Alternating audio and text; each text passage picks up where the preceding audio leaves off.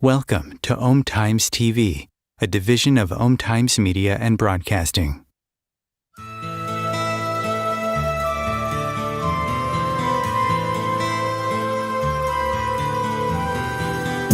Welcome to What is Going Om, for new thought from the edge of Om. Each week on Om Times' flagship radio show, veteran broadcaster, author, and media consultant Sandie conducts thought-provoking interviews with inspirational authors, artists, musicians, scientists, speakers, and filmmakers who are working at the point where spirituality and science meet consciousness at the very edge of Om. Here is your host, Sandie Sedgbeer. Hello. If you're tired of asking those abiding existential questions like, who am I? How did I get here?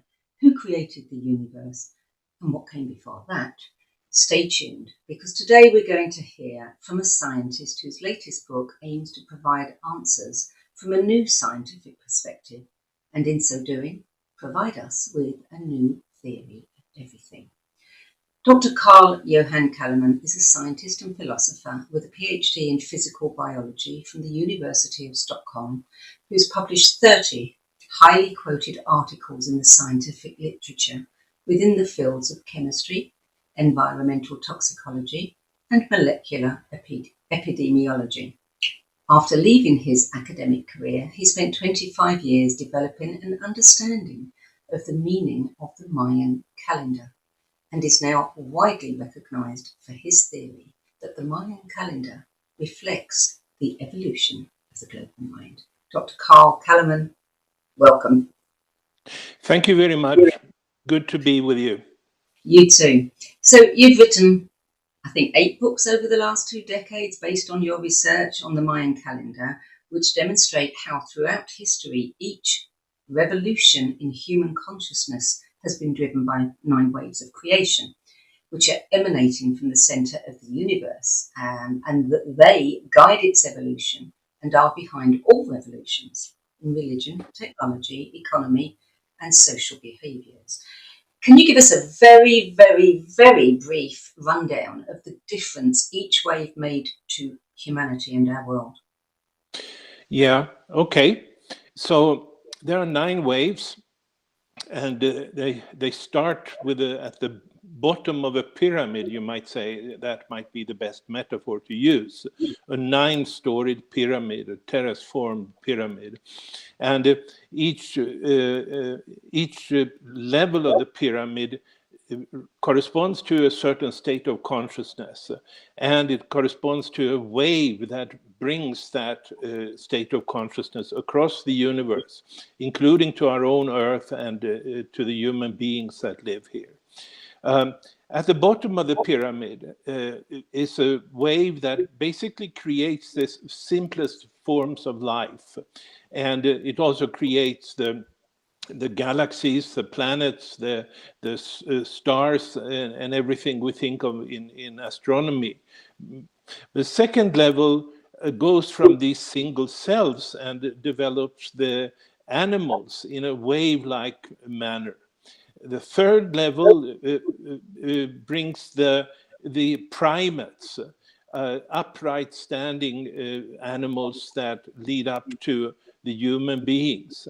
And the fourth level develops the human beings in a sequence of 7 steps, essentially. Now, once the human beings are created, they start to develop, evolve on their own, you might say, and we are not just another animal. We are an animal that has developed or downloaded, I should say, higher states of consciousness than any of the other animals have done. And so then comes the 5th wave, the 5th level of the pyramid. And that particular level is what makes these animal-like humans to be something more. That's when they start to express themselves artistically and symbolically, and we can see the early cave paintings and so forth. And then comes the 6th wave that was activated in 5,000 years ago, which brings the civilizations.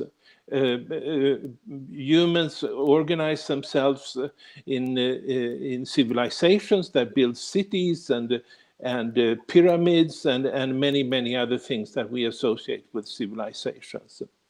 Then on top of that, in the mid 1700s, 1755, comes the seventh wave, and that one develops industry, and it begins with the Industrial Revolution, and since then it has really transformed the technology of the world on a massive scale.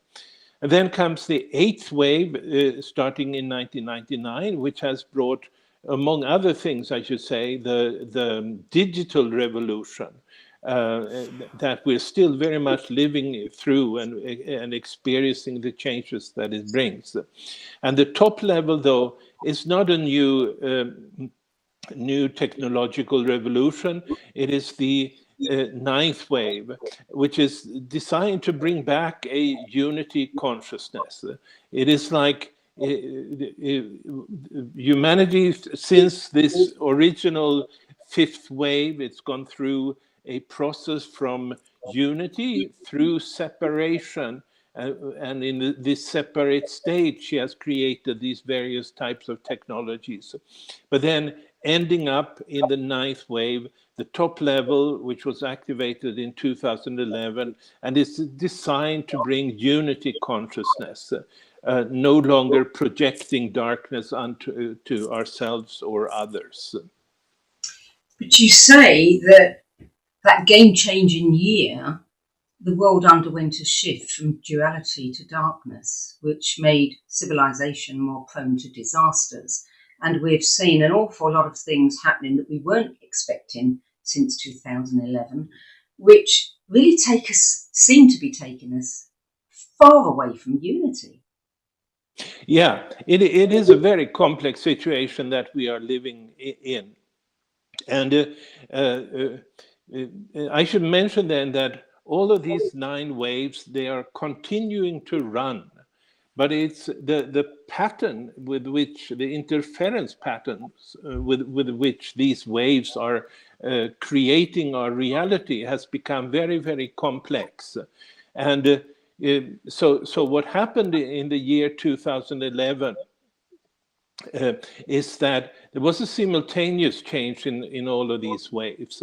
One, which is a marked change, is the fact that the sixth wave, the one that had created the civilizations, have gone into what you might call a dark age, one that doesn't create the kind of forward movement in development as it had done for the past 400 years. Now, at the same time, the ninth wave was activated in the same year, in 2011, and there is a certain group of people that are tuning into that particular wave and developing their lives in resonance with that. So it's a complex thing, that situation that we're in now, and the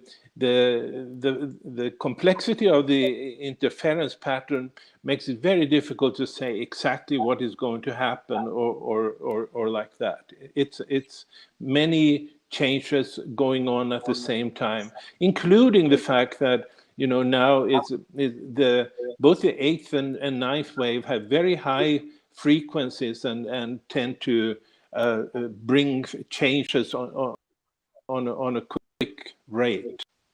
But you've also said that a new kind of personality has appeared who does not recognise truth as a value and ignores all evidence contrary to their already existing views. How does that happen? Is that just a function of people who have not done any work to elevate their consciousness, who are kind of stuck in one of these waves? Yeah, well, actually, it would have been good to have a picture to demonstrate that. But basically, what happened with the sixth wave, the one that has, in a wave-like manner, created the rise and fall of civilization for the past 5,000 years. And it goes up and down, you might say. When there is a duality of the mind, when there is expansiveness on the one side of the brain, it tends to create be innovative and creative, so to speak. On the other hand, when it goes down into valleys, and it's not a duality, but basically a darkness, that creativity disappears. It's a little bit like as if the inner dialogue disappeared. Previously, people would be more reasoning. They would be looking at arguments from here and there. But I think, especially in the United States, I think it's quite obvious that a large portion of the population here has gone into a state where they simply decide what they want to believe, regardless of any evidence in back or forth. And of course, I'm talking about the political arena.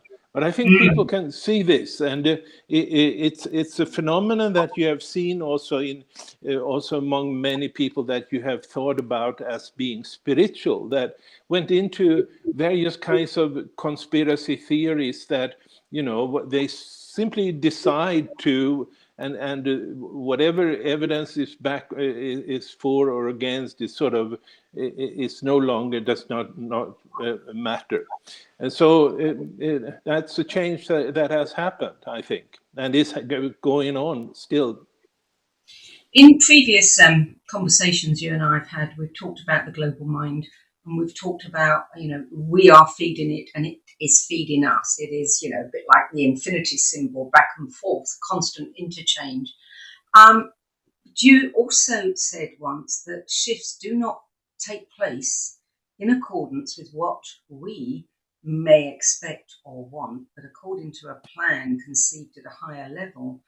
Who or what is governing that higher level? Well, the answer to that would be the creator of the universe, and which is not something I can sort of talk specifically about, but at least you can say that a lot of, certainly the present day Maya and a lot of indigenous people would talk about a creator as the source of everything that we see around us.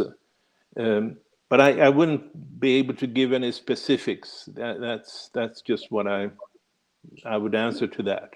The Many creator. Say it's us. What? Many say that it's us. Collectively. I've heard that, and well, that's a viewpoint. I don't really believe that, but okay. I think that, the whole idea of demonstrating that there is a reality basis put to these waves of creation.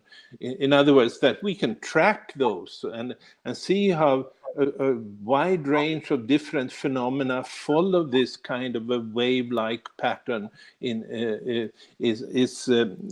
demonstrates that there is something outside of us that creates our reality. I think that is probably a too, what should I say, human-centric or egocentric perspective to think that we create this universe. I mean, nobody asked me to create any aspect of it, so to speak, or probably anybody else either. So, I mean, we did not create us coming here to the earth ourselves. That comes from beyond, I would say. So, okay, you have said that in your view, consciousness already existed before the Big Bang, and the expansion of the universe could simply have been an expansion of consciousness creating matter in the process. That's a hard one to get one's head around. I mean, how is that possible?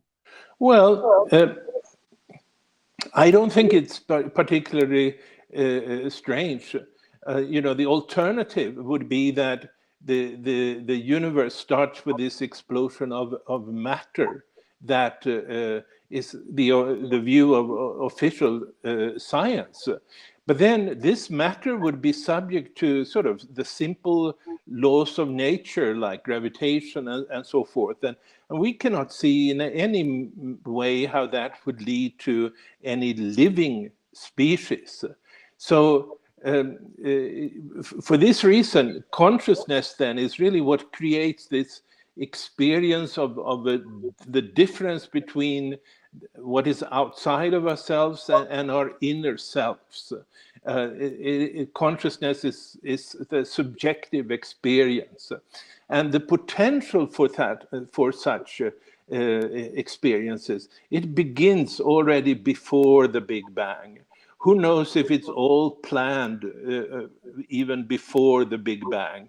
That would be my guess, that it's all laid out in how this consciousness then will evolve step by step in accordance with these different wave movements.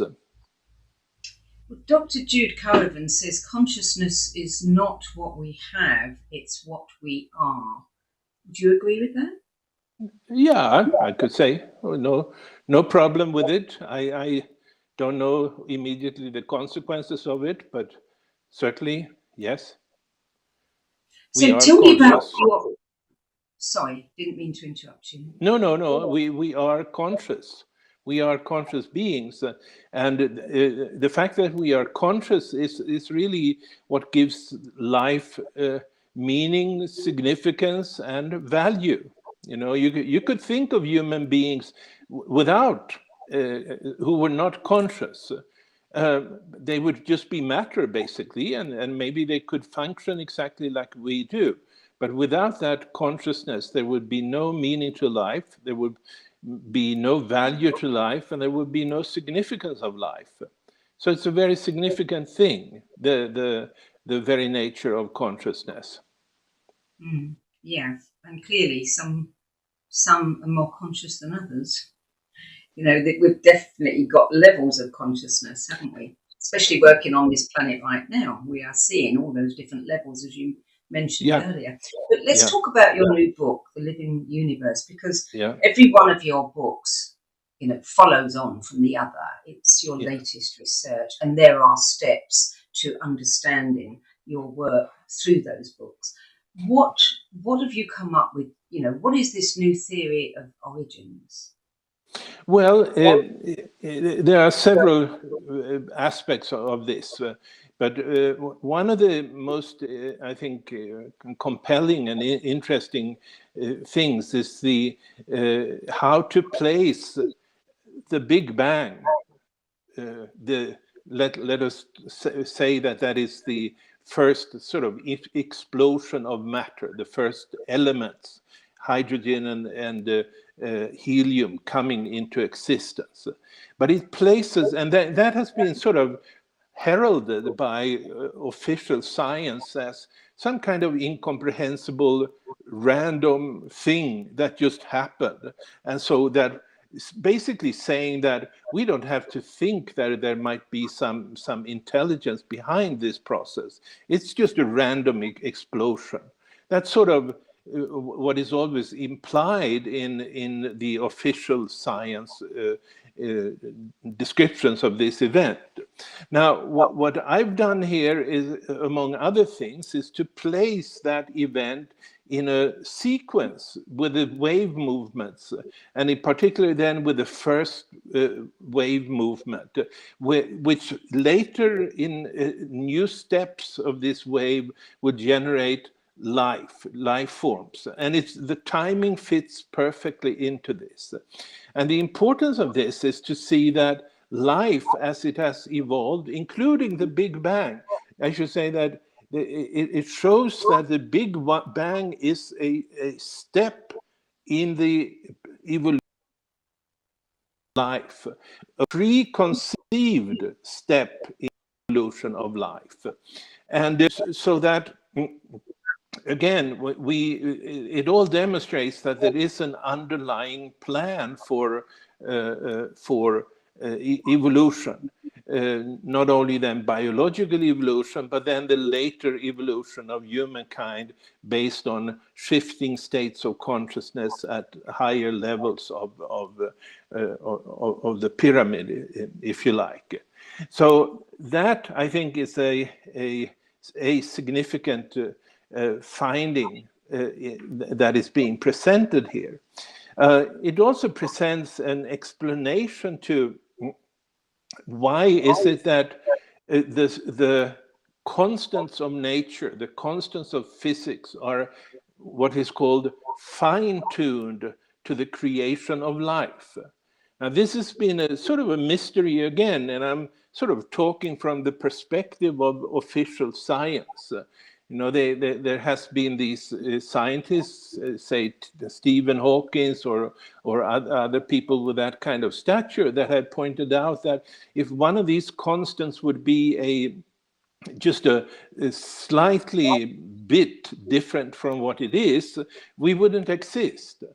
And meaning that somehow it looks like all the constants that we now can measure in the universe from the very beginning were fine-tuned in order to produce the result that this evolution of the universe has created. And how did this happen? Was it just randomly sort of that all these constants got the values that they did, and we're here just by accident, so to speak? Well, that is a viewpoint of official science. But I present an explanation to why and how these constants were fine-tuned, and that requires the constant, you might say, the frequencies of these waves that, I should say then, these waves, they go back, or were first discovered by the ancient Maya, and they are the ones that sort of calibrated their frequencies, their activation times, and so forth. And so these waves, and which in ancient times would be referred to as cosmic serpents or flying serpents, feathered serpents, or so forth, they are really the factors that are synchronizing all of evolution. And that's why we can look upon it as a time plan where all the different factors, so far at least, have come into place in the right time and taken us to where we are now. Do we have any idea how the Mayans were able to become aware of these waves? Well, not really, except for the fact that they properly sensed themselves. Now we're going up into a peak, and now we're going down in a peak. For instance, there is, people have often talked about the disappearance of the Maya, which is not true, really, because there are still millions of Mayans living in the regions where their ancient culture existed in present-day Mexico and Guatemala.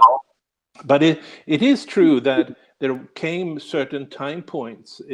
For instance, 1224, when the Chichen Itza, probably the most famous and most visited of the pyramids in Mexico, was abandoned. Now, this year, 1224, it coincides exactly with that kind of a shift point where the time went from a peak to a valley. Now, it doesn't take more than to be sensitive of these changes. People that could have been more sensitive also in our own of their pyramidal civilization, if we call it that.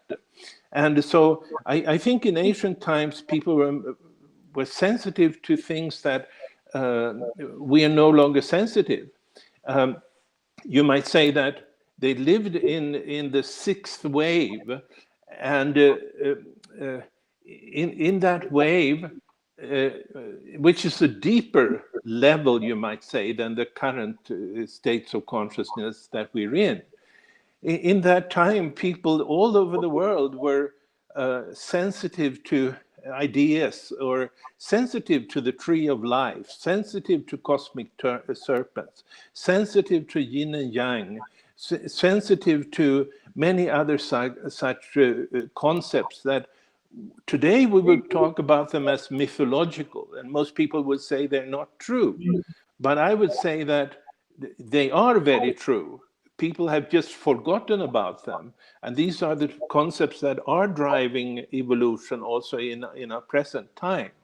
But since we have added new and more technological levels of consciousness onto that sixth wave that the ancients were living in, we have basically shut it out of our minds. And the way I have retrieved it, you might say, is just basically based on historical studies and seeing how that fits with the various shift points in these waves. And overall, the fit of these historical events to these waves are just staggering. They're just amazingly close.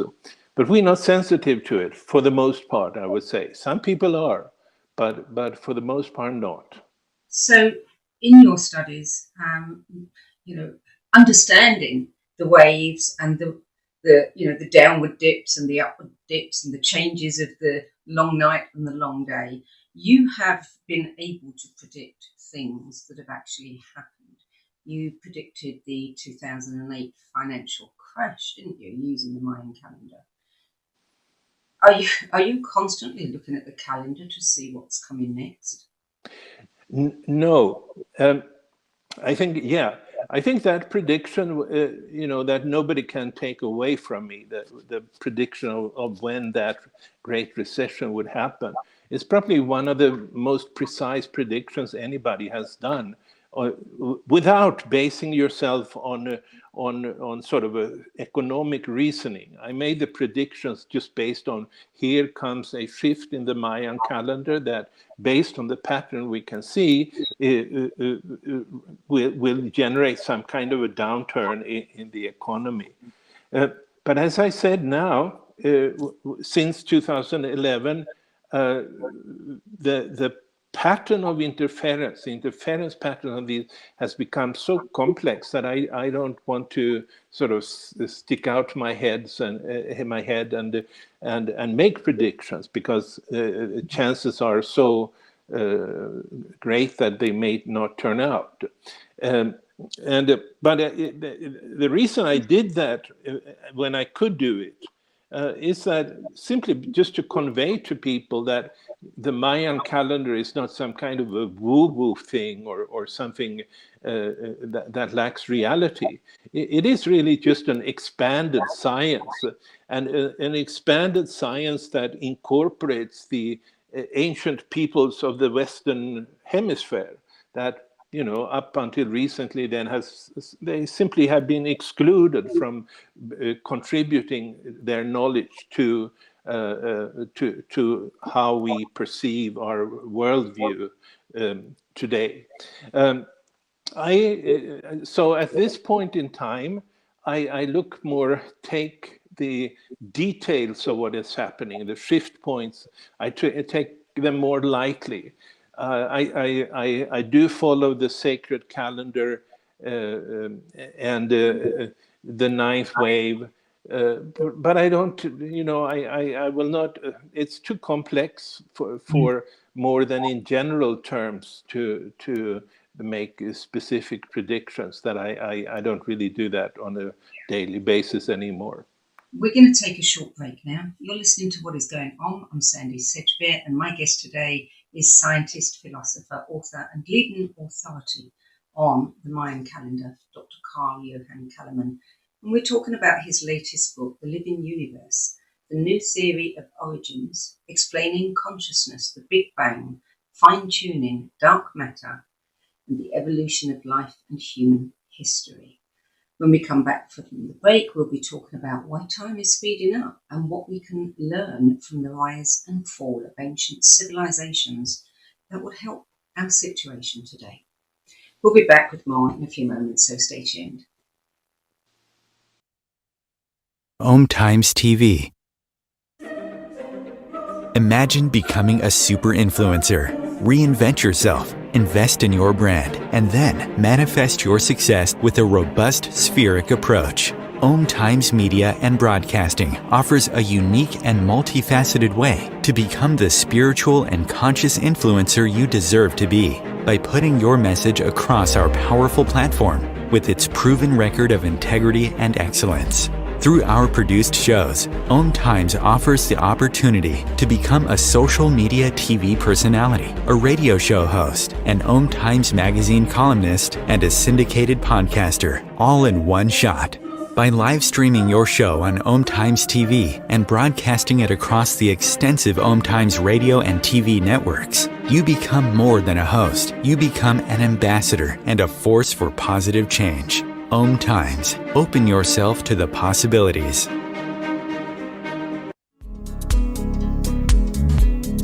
Hello, I'm Sandie Sedgbeer, host of Om Times' flagship radio show, What Is Going On? And as an author, editor and 13 times book judge who's read thousands of books and interviewed hundreds of authors, I'm constantly asked what's really worth reading and what's not. So I created the No BS Spiritual Book Club to help you save time and money by picking the brains of discerning names who have walked this path before you. There's no catch, no fees and no BS, just an ever-growing library of 10 best spiritual book lists from some of your favourite authors and teachers, plus free book excerpts, audios and video interviews with people like Don Miguel Ruiz Jr., David G., Lee Harris, Mark Nepo and more. From well-known classics to hidden gems you've never heard of, it's the only no BS guide to the best spiritual books to enlighten your journey of self-discovery. So why not join the club? Get inspired and save money at the nobsspiritualbookclub.com.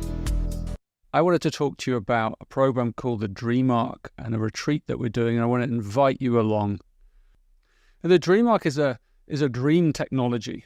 And even the latest physics is suggesting now that reality is not what we think it is, that it's kind of a construct.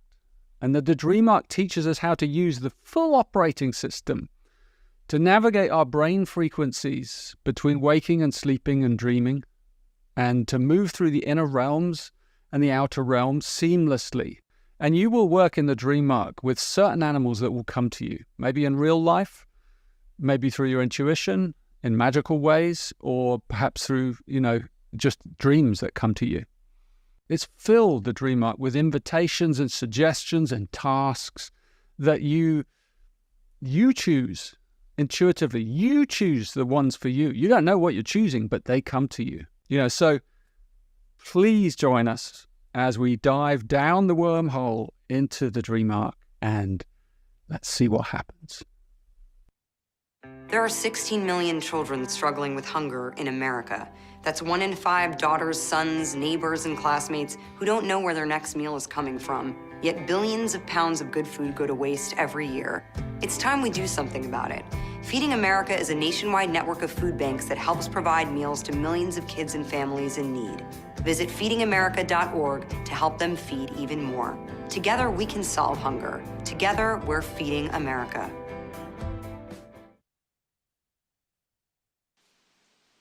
Welcome back. Dr. Johan Calleman, is time really speeding up, or are we imagining it? We are imagining it, I would say. But what has happened is that the rate of creation has speeded up, and that's because with every level of the pyramid, with every wave of the pyramid that go higher one step, you will have a 20-fold increase in the frequency of that particular wave. And so there is an enormous difference in frequency between the lowest of the waves of the pyramid and the ninth wave. It's every time is 20 times 20 times 20 times 20, etc. Faster. But this is the process of creation.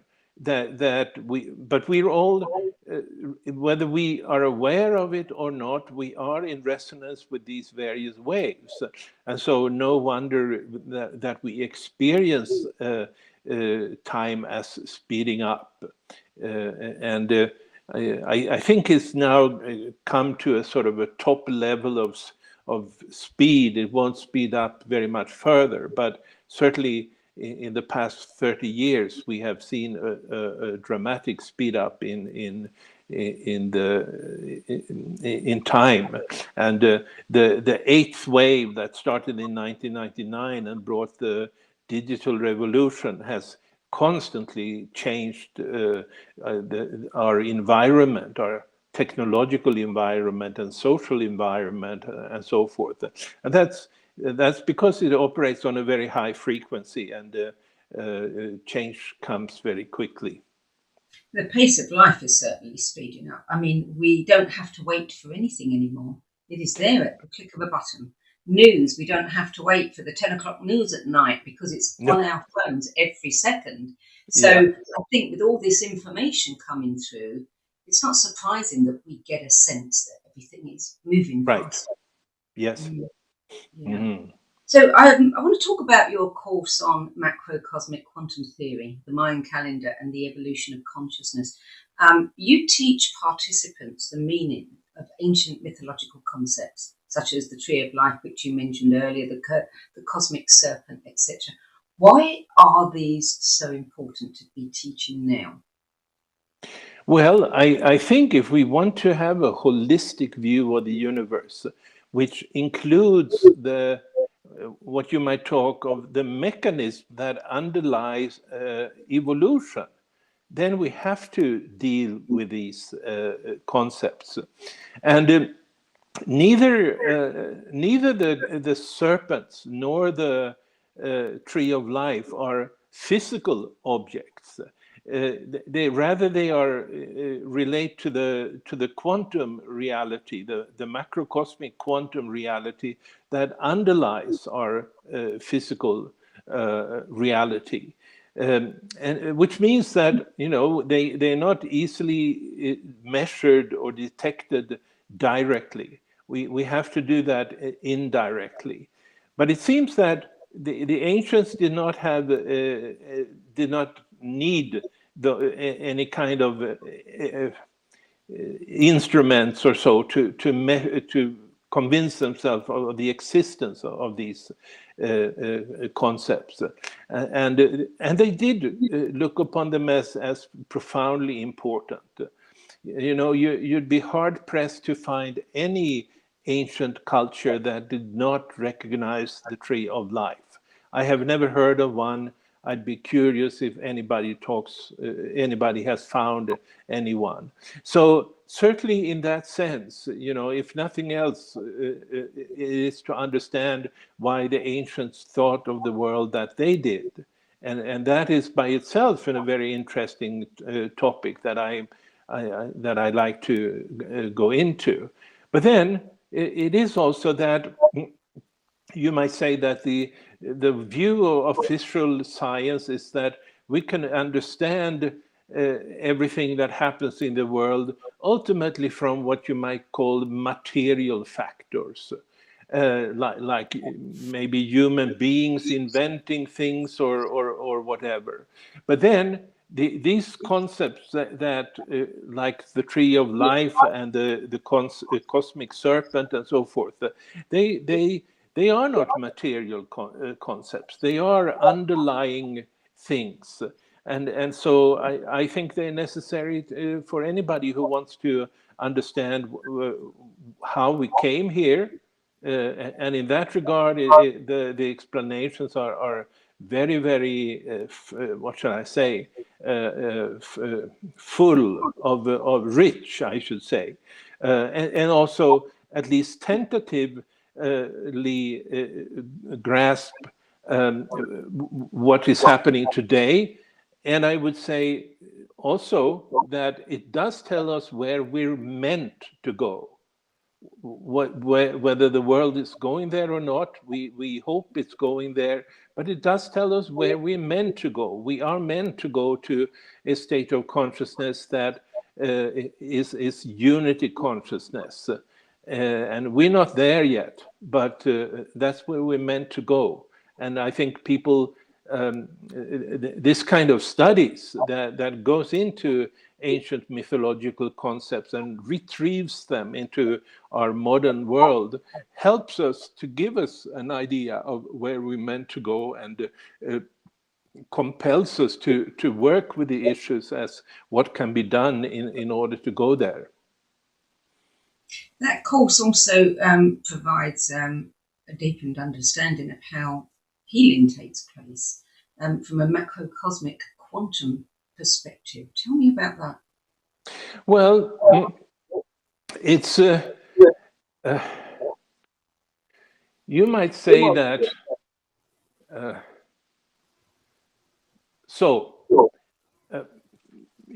Gabor Mate, that I think you're familiar with, he's talked about our whole civilizations as our whole civilization being traumatized.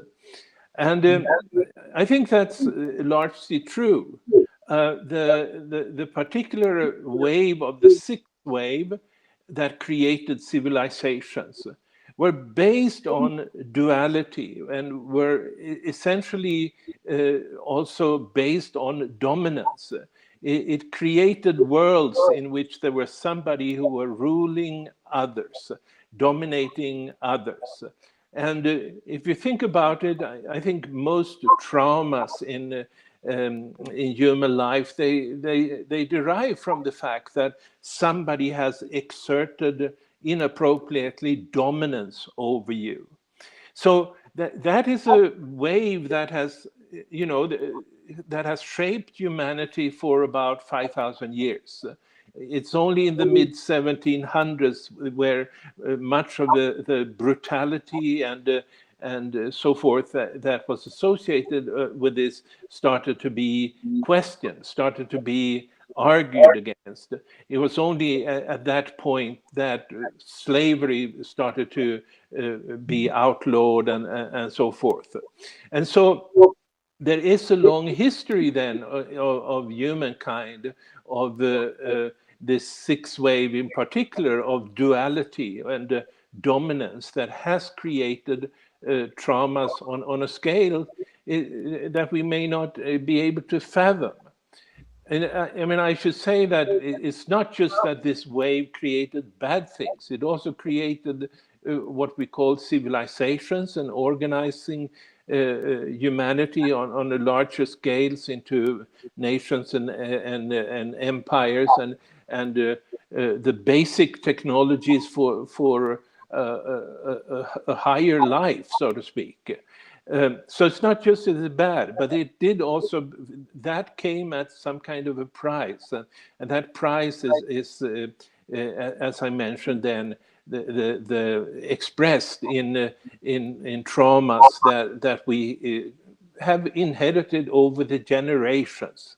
And now what this means then is that if we can transcend this duality, it means that the compartmentalization of traumas will be disengaged, you might say. In that sense, it opens up for the possibility of having a single unified mind that doesn't create separation. Separation is one of the major consequences of the duality of the sixth wave. And so in order for healing to take place, regardless of if you're looking upon it as an individual thing, or if you look upon it as a thing referring to the collective of humanity, that duality has to be transcended.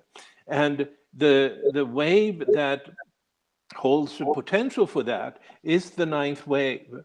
And so that means that developing resonance with the ninth wave holds the potential of healing. So how do we develop that resonance? Well, what do we personally do? Yeah, I think one way of doing it is to sort of follow the ninth wave, to see how it expresses yourself in your own life. And that is something I would wish to have happen on a large scale, so to speak, because it could result in the synchronization of many different people's paths leading towards this unity consciousness. But I should also mention that, for instance, my collaborator Patricia Albert in New York, who runs a something called the Evolutionary Collective. I mean, she has developed a process that she looks upon as for people to get in contact with that ninth wave. And I should not share exactly what that process looks like, but the intention is there. And but I also think that, you know, in order to get there, I think there is a whole range of practices that at least will move you in the direction towards the ninth wave. You know, I could think of meditations, breath works, psychedelics, or drumming, or many other things, and they may be applied to some people and not for others, so to speak.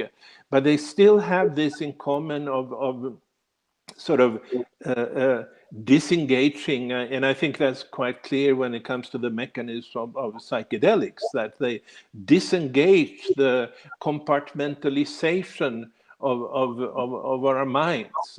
You know, the traumas that we have either inherited or we have acquired in our own lifetimes, they are then what happens in the kind of dualist minds that we have been, geometrically separated minds, is that they get compartmentalized and hidden, so to speak, placed in a certain location, you might say, or a certain resonance of the mind. And at least with psychedelics, I'm confident that works in order to decompartmentalize the mind, and that is, in a sense, unity. That is, in a sense, a step towards unity consciousness. But then it's the whole thing. You know, we're talking about how do you get this immutable? How do you make it like, you know, I've had these kind of experiences with some of these different techniques myself, but you know, and it lifts me up, but for the most part, it's temporary, and but how do you make it into a sort of immutable state of consciousness? And I think one of the reasons we haven't seen that much of it is that I think you have to really be born into the ninth wave, so that, you know, that is the state of consciousness that welcomes you when you come into the world. And people born into the ninth wave, they are now, if you count 2011, it's they're 12 years of age. And so I do expect that it will take some time, maybe then to say 2031 or something like that, when they come of age. There is a new generation then that have had that original imprint in a way that you and I did not have. And then things might start to change.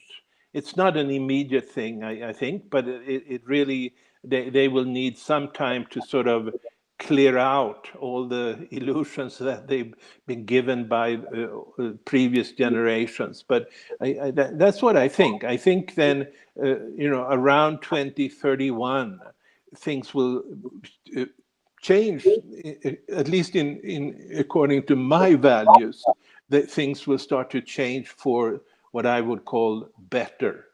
But I think we still have a hard time to go until then. So you, on your website, you also issue a personal invitation for people to explore the influence of the, as you said, the ninth wave on their personal lives, and also be part of a project that's going to develop a coherent description of its effect on human consciousness.